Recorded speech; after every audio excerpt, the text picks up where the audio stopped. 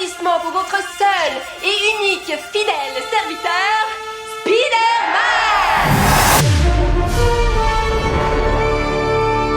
Bonjour à tous et bienvenue dans Retour à l'écran express. Moi c'est Adrien et aujourd'hui je vous parle de la fabrication d'un film gargantuesque, exaltant et parfois épuisant, Spider-Man 3 de Sam Raimi, sorti en 2007. Un film qui promet très tôt d'être nouveau et différent, et ce ne sont pas que des mots marketing, mais des mots d'ordre qui vont guider chaque décision. On va plonger ensemble dans cette monstrueuse production comme si on y était. Dans les bureaux de Sony, sur les plateaux, dans l'atelier où l'on coud le 40e costume de Spider-Man, dans la War Room tapissée de fiches, au bout du câble qui fait voler un cascadeur, jusqu'au mixage final et au premier record. Mais avant de parler de tout ça, Spider-Man 3, ça raconte quoi ? On retrouve un Peter Parker qui voit son équilibre vaciller quand un symbiote extraterrestre s'accroche à son costume et libère une part sombre et agressive. Au même moment, Flint Marko, évadé de prison, est devenu l'homme sable. Il est révélé comme l'un des responsables de la mort de l'oncle Ben, tandis que Harry Osborn, en nouveau bouffon, jure de venger son père. Eddie Brock, rival de Peter au Daily Bugle, finit à son tour contaminé par le symbiote et fait naître Venom.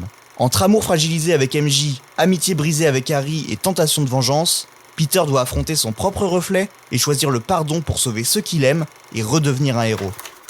C'est MJ. Je vais lui demander de m'épouser. Peter!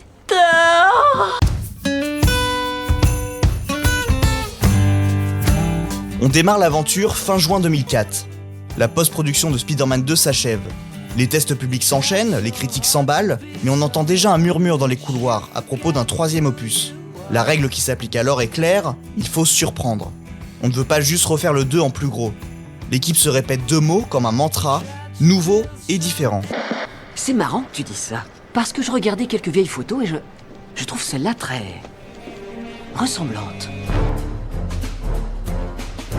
Le 21 juin 2004, Ivan Raimi, le frère de Sam et co-scénariste de cet opus, atterrit à Los Angeles. Son frère, Sam Raimi, réalisateur des deux premiers films, ne veut pas écrire à distance.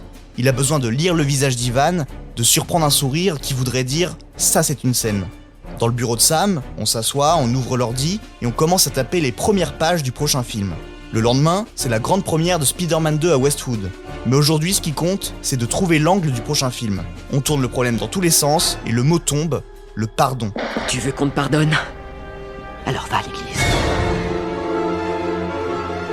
Peter agit encore comme un vengeur. Il croit punir au nom du bien, mais il est jeune et orgueilleux. Il va falloir qu'il apprenne l'humilité, l'écoute et l'idée qu'on peut avoir blessé quelqu'un sans s'en rendre compte. Voilà la question éthique qui va guider toutes les scènes. Le 10 août 2004, un traitement de 33 pages est prêt. On repart exactement du dernier plan de Spider-Man 2 et on pousse l'idée que le danger ne vient pas uniquement de dehors, mais qu'il pousse à l'intérieur. L'orgueil, la rancune, la soif de punir. Spider-Man l'a tué. Spider-Man?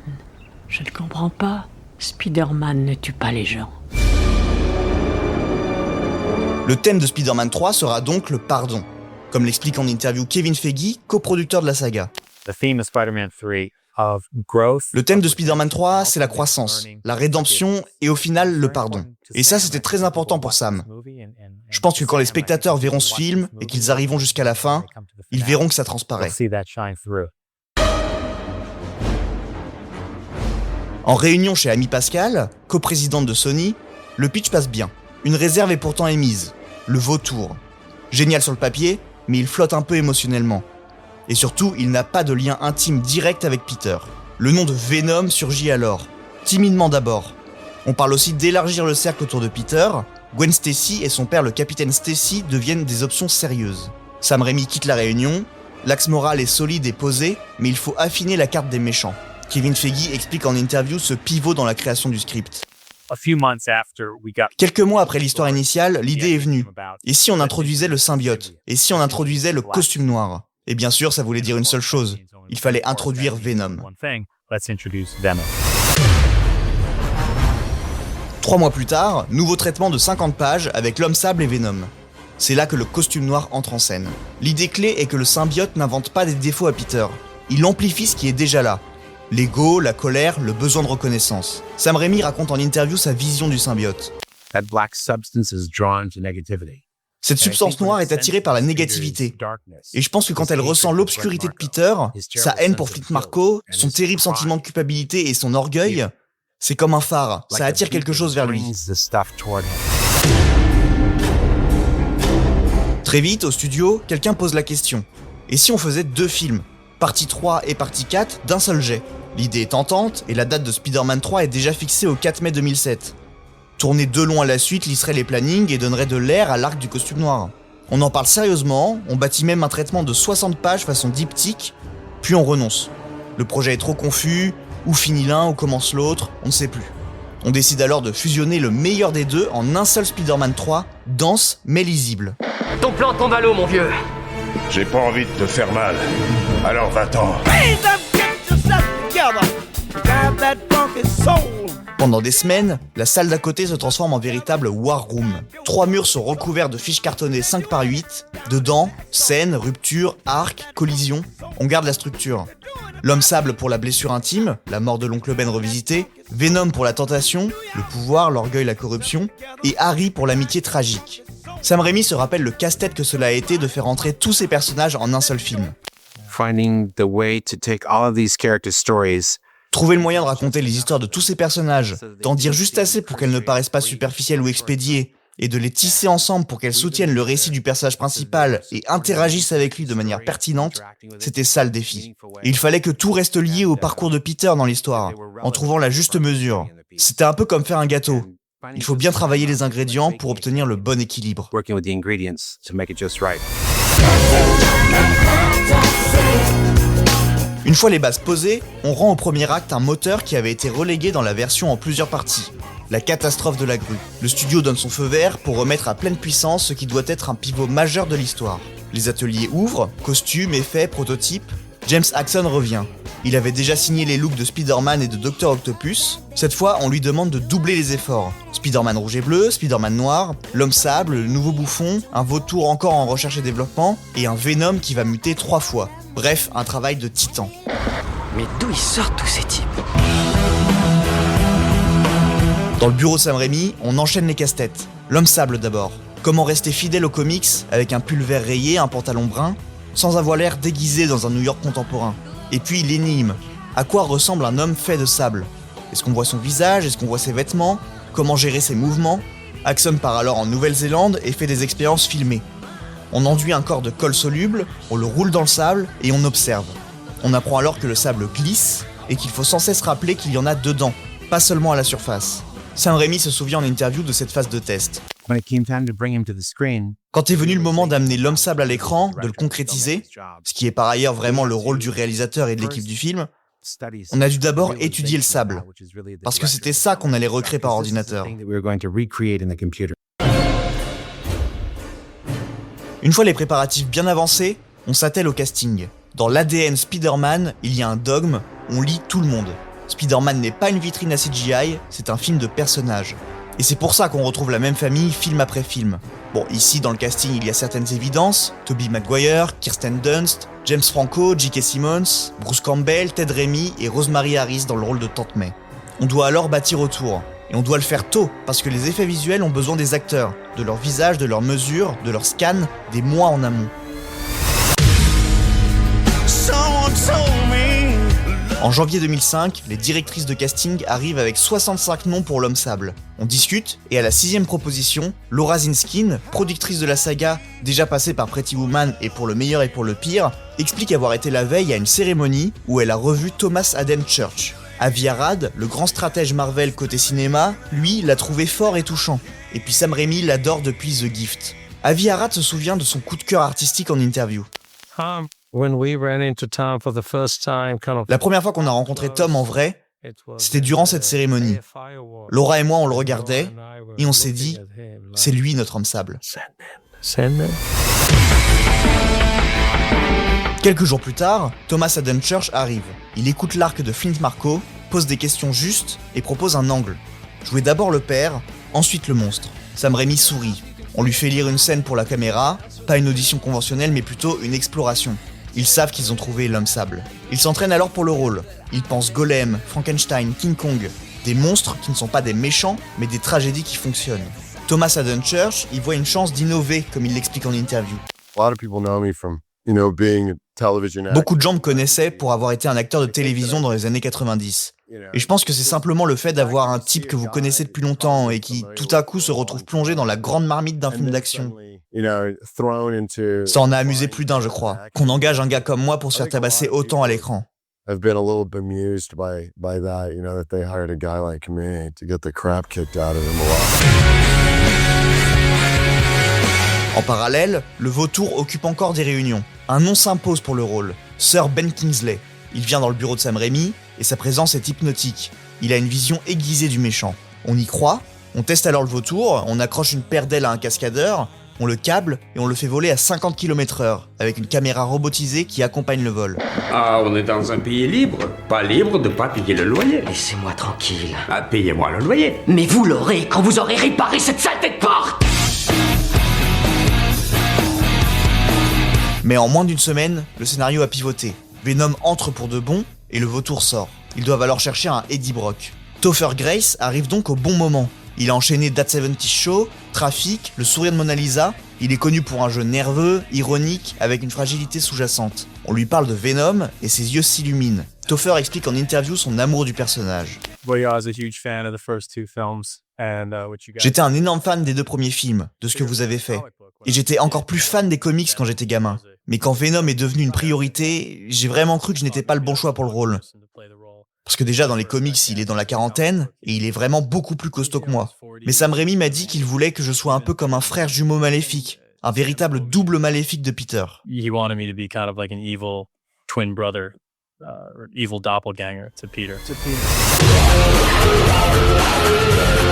Fan depuis des années, il parle du personnage avec révérence. Le feeling est tellement net qu'on prend une décision rare, on lui fait une offre avant même d'avoir des pages de script écrites pour Eddie. C'est risqué, mais l'intention est là. Un anti-Peter Parker, jeune, ambitieux, un peu cassant, que le symbiote va magnifier et finir par dévorer. Topher Grace s'entraîne 6 mois. Il prend 11 kilos de muscles et cale son jeu sur des comportements d'addiction. Il se rappelle en interview de sa préparation physique hors norme par rapport à ses anciens rôles. Ça a été 6 mois d'horreur intense. L'alimentation surtout. Plus encore que les 2 heures de sport par jour. Ce que je devais manger, c'était... Je devais toujours rester au bord de la satiété, ne jamais être vraiment rassasié. Reste alors à trouver Gwen Stacy. De longues semaines d'auditions s'enchaînent et personne ne marque vraiment les esprits. C'est alors que Bryce Dallas Howard franchit la porte du bureau de la directrice de casting. On l'a découverte dans The Village de Shyamalan, et c'est aussi la fille de Ron Howard. Elle entre avec une énergie claire, une lumière. Elle improvise une scène au restaurant avec Toby. Bryce joue avec une coquetterie qui n'écrase jamais MJ. Elle est Gwen, le rayon de soleil au milieu de la tempête Peter MJ. Elle signe alors immédiatement. Le capitaine Stacy suit très vite. Ce sera James Cromwell, qui a déjà une carrière énorme avec Babe, LA Confidential, The Queen. Il a une autorité naturelle et une douceur paternelle. Parfait pour ancrer Gwen dans un monde réel. Oh, c'est pas vrai! C'est Gwen! Quoi? Puis qu'est-ce qu'elle fabrique là? Hier soir, elle m'a dit qu'elle avait décroché un petit boulot de mannequin. Qui vous êtes-vous? Brock, monsieur. Edward Brock Jr. Je travaille au Daily Bugle. Et je sors avec votre fille. Nous sommes alors à la mi-mars 2005. On teste l'homme sable avec des prothèses. 2 options. Un visage et des lentilles sableuses, ou des surfaces de corps granuleuses. Très vite, la conclusion tombe, ça fait trop monstre. Sam Raimi y tient, on doit voir l'acteur. Ses yeux, sa tristesse. Flint Marko doit pouvoir traverser le monde en homme, chercher sa fille, se fondre, avant de se dresser comme un colosse de particules. Comme dans les comics, le personnage choisira sa transformation. On gardera certaines extensions en pratique, un bras masse par exemple, et on passera le reste en CGI au moment des métamorphoses. Pourquoi tu me fous pas la paix? Tu te souviens de Ben Parker? Le vieil homme que tu as battu de sang-froid? Pendant qu'on sculpte du sable, on industrialise l'autre chantier. 40 nouveaux costumes de Spider-Man. On se frotte alors au cas du costume noir. Le premier prototype, en caoutchouc, est conçu. Il est superbe, mais trop fétichiste. Limite BDSM. On garde l'idée d'un éclat, d'une peau vivante, mais Sam Raimi fixera une règle non négociable, le symbiote ne redessine pas le costume. Il le teint en noir, point. Même toile, même symbole, autre texture. James Axon raconte en interview le défi qu'a été la création de ce nouveau costume. En fait, on utilise exactement le même tissu que pour le premier costume. On le teint d'une autre couleur, on modifie les reflets, on change légèrement les yeux, et on l'enduit d'un treillis imprimé, sérigraphié directement sur la combinaison. Le système de maillage que vous connaissez du premier costume a cette fois été imprimé avec une sorte de brillant noir.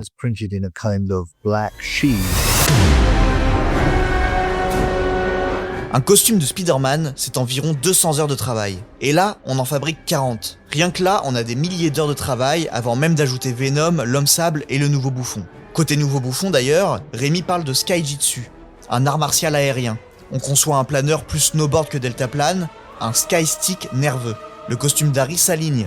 Aérodynamique, proche d'un Kevlar urbain, masque mécanique, lames qui jaillissent au poignet. On s'éloigne du soldat en armure de Norman Osborn. Harry est un assassin qui n'a qu'une seule mission, tuer Peter Parker. Sam Raimi explique en interview le travail d'équipe qui a été la création de ce costume. James Axon a vraiment conçu tous les costumes de Spider-Man, mais il a pris un soin particulier à concevoir le personnage du Nouveau Bouffon. James Franco lui-même nous a donné beaucoup d'idées, que James Axon a intégrées à ses designs.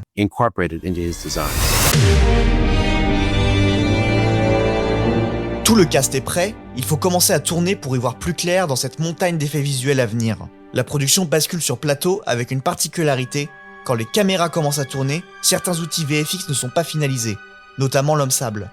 La recherche et développement continue en parallèle du tournage.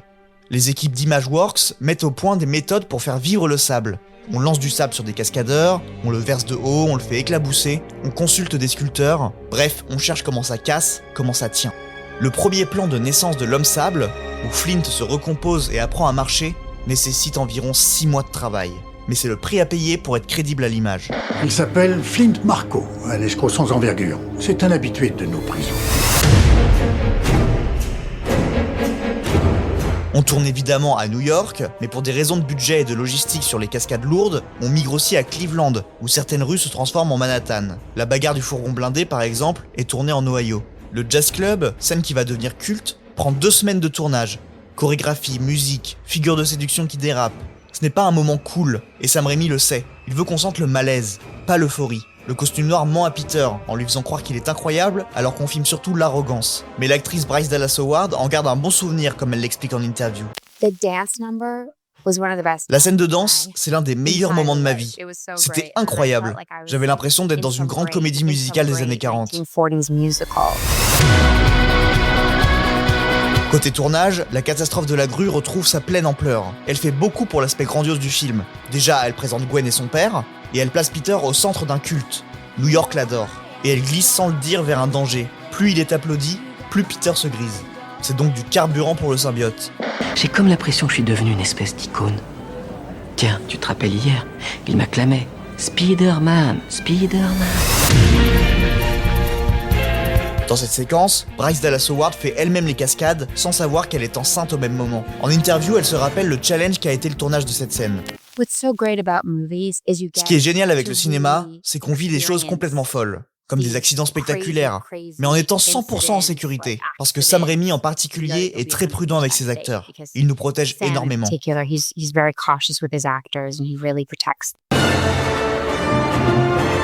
Malgré une préparation au-delà de tout ce qu'ils ont connu auparavant, on assiste à quelques accidents de tournage, notamment dans la bagarre du métro. L'Homme Sable doit y fracasser un mur. On a alors prévu une brique en mousse au centre, mais elle n'est pas encore en place à la première prise. Thomas Haden Church frappe une vraie brique de toutes ses forces. Résultat, 3 phalanges fracturées. Dehors! Vous avez atteint des sommets dans la débilité, vous vous êtes vraiment surpassé! Votre tension! Une autre contrainte ici est de voir le visage de Tobey Maguire. Pour garder le lien avec le spectateur, il est obligatoire ici de retirer le masque de Spider-Man le plus possible. Ce qui oblige donc Tobey à s'impliquer davantage dans des cascades, comme l'explique Sam Raimi et Tobey lui-même en interview. Dans les films précédents, on voyait beaucoup Spider-Man se battre, mais on perdait parfois Peter Parker, le personnage qu'on aime. Je trouvais important que dans ce 3e film, comme dans les comics que j'ai lus, Peter participe au combat, qu'il soit parfois pris au piège alors qu'il n'est pas en costume. Les cascadeurs sont tellement bons parfois, tellement bons que ça me facilite la tâche. On fait des cascades assez élaborées, mais le plus dur en fait, c'est le temps que ça prend. Ça prend une éternité de tourner ces scènes. Et c'est ça le plus difficile. Le reste, c'est plutôt fun. Pour éviter des CGI coûteux, on use d'astuces. Pour un plan où Spider-Man traverse la poitrine de l'Homme Sable en plein combat, on fait appel à Baxter Humby, un boxeur né sans bras droit. Sa silhouette en costume, combinée aux effets, crée l'illusion d'un point qui disparaît dans le torse sableux. Topher Grace, dans son rôle de Venom, est incapable de boire dans son costume. Il est impossible d'aller aux toilettes également. Pour lui, les contraintes physiques sont importantes, comme il l'explique en interview. Filming the scene where Quand on a tourné la scène où cette espèce de goudron noir dégouline sur moi, j'avais des câbles fixés au visage. Des gens avec des cannes à pêche tiraient vers le haut, d'autres en bas tiraient vers le bas. Alors quand vous me voyez souffrir, croyez-moi, c'était pas beaucoup du jeu d'acteur.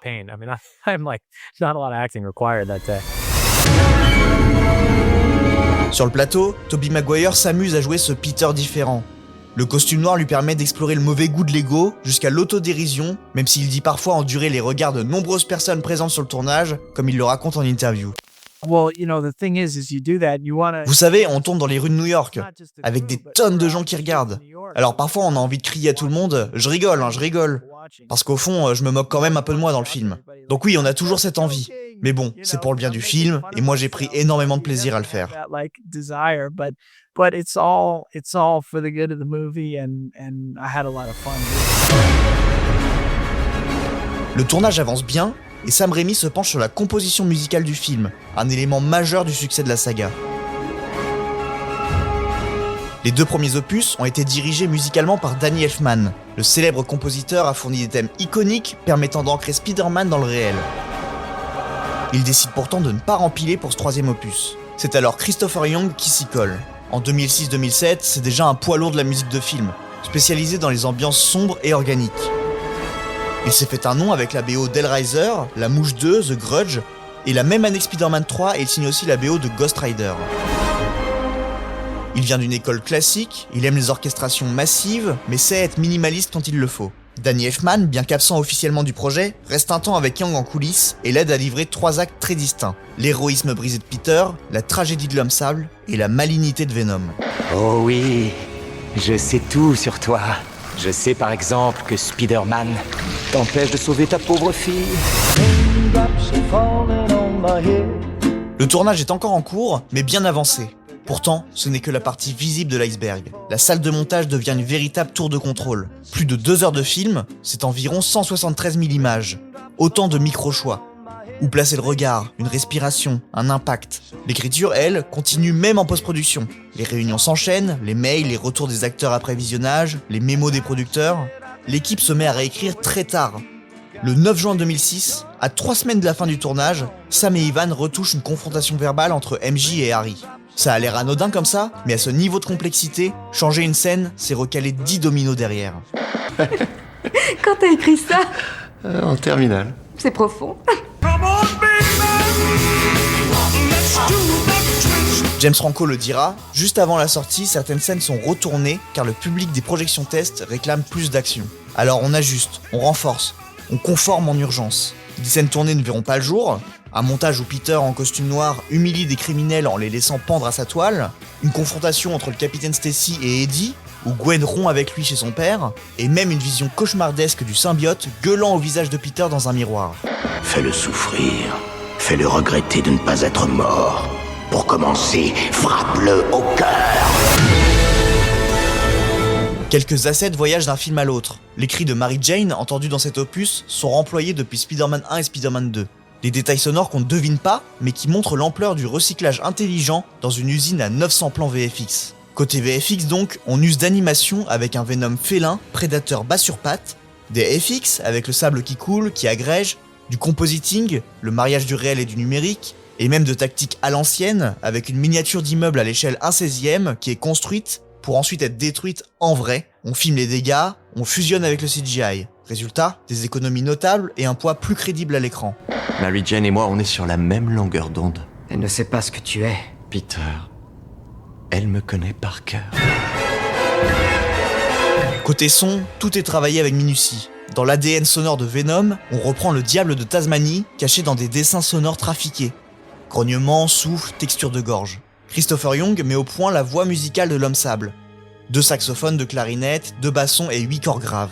On entend tout le poids du personnage, son pas lourd, son cœur de père. Pour Venom, il cherche un langage vicieux. Rythme en dents de scie, attaque de cordes qui mordent, cuivre bas qui roule. Et enfin un clin d'œil, la fanfare dans la fête joue une variation du thème de Spider-Man de 1967. La date de sortie est fixée très tôt, avant même la sortie de Spider-Man 2. Le film prend une rampe planétaire.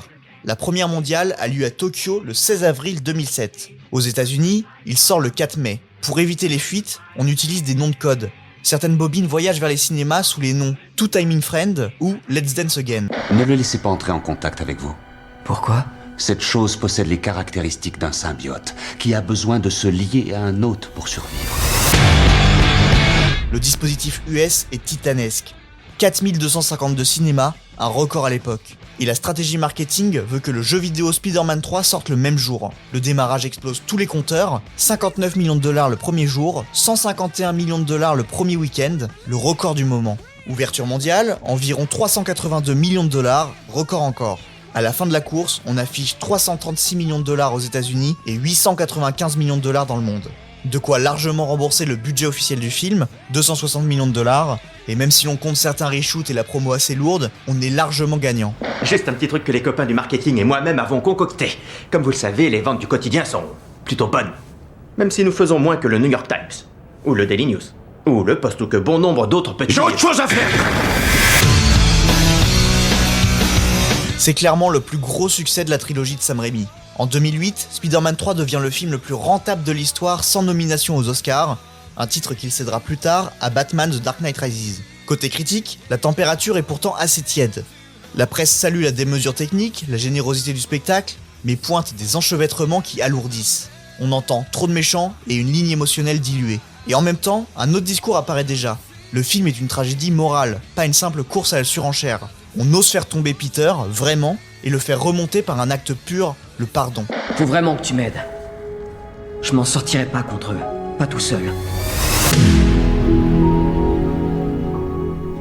C'est un film excessif, ce qui agace, mais c'est aussi ce qui le rend vivant. Avec le temps, il sera réévalué, notamment lorsque les films de super-héros plus tard se reposeront sur des schémas narratifs beaucoup plus lisses. Spider-Man 3, lui, a un côté too much, mais qui comble beaucoup de spectateurs. Sam Raimi, en coulisses, sort insatisfait du film. Il espère rattraper avec Spider-Man 4, ce qui pour lui n'a pas pris dans cet opus. Le studio, lui, annonce même un 5 et un 6. On développe directement une suite avec le Lézard et Carnage en ligne de mire. Puis, en janvier 2010, tout s'arrête. Désaccord de planning, de scénario, d'ambition. Finalement, Sam Raimi part, Spider-Man 4 est annulé, et la saga est rebootée avec un nouveau Peter.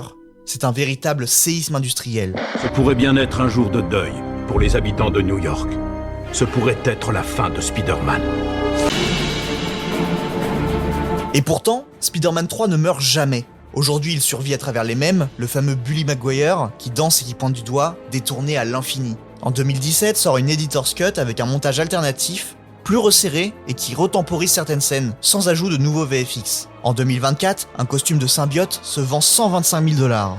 Preuve que les objets matériels de ce film ont pris rang de reliques. Spider-Man 3 reste, quoi qu'on en dise, une entreprise titanesque. Sous la surenchère, on nous livre une question morale très simple, jouée sincèrement. Vous voulez un poste et lui aussi? Y a donc personne qui s'intéresse à ce que je veux? Si, moi. La ferme. Bon, pour ma part, Spider-Man 3, c'est une Madeleine de Proust. Déjà, c'est mon premier souvenir de cinéma, même si j'ai certainement vu d'autres films au cinéma avant, mais c'est mon souvenir le plus marquant en tout cas. J'ai été, comme de nombreux enfants, complètement émerveillé devant le film, et je m'en foutais bien qu'il y ait trop de méchants ou que Maguire soit ridicule. J'ai pris mon pied et je continue à le prendre. Et quand on voit ce qui est devenu Marvel aujourd'hui, on regrette largement ce genre de mauvais Spider-Man. Bon, faut dire que j'étais la cible parfaite à l'époque, et que cette année-là, j'avais même eu la Wii en pack avec le jeu tiré du film, bref, la totale. Pour moi, il est culte, et il s'intègre parfaitement dans la trilogie, et je pense même que c'est celui qui est le plus fun à regarder. Un peu comme Star Wars épisode 3, mais bon, ça c'est un autre débat.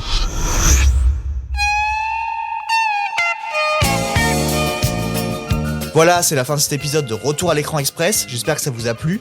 Tous nos autres épisodes sont dispos sur les plateformes de podcast, alors à très vite. Si je devais résumer ma vie aujourd'hui avec vous, je dirais que c'est d'abord des rencontres. C'est vrai que je ne vis que pour le cinéma. Pour être aimé, il faut être aimable. Vous voulez un chocolat? C'était pas ma guerre. Back and full force. Quelle est votre devise? Je m'appelle Bond. James Bond. Vous délirez totalement là. C'est ça qui permet de voyager à travers le temps. La vie a plus d'imagination que nous. J'espère que je ne vous apprends rien. Vous êtes un mélancolique. Mélancolique, mon cul.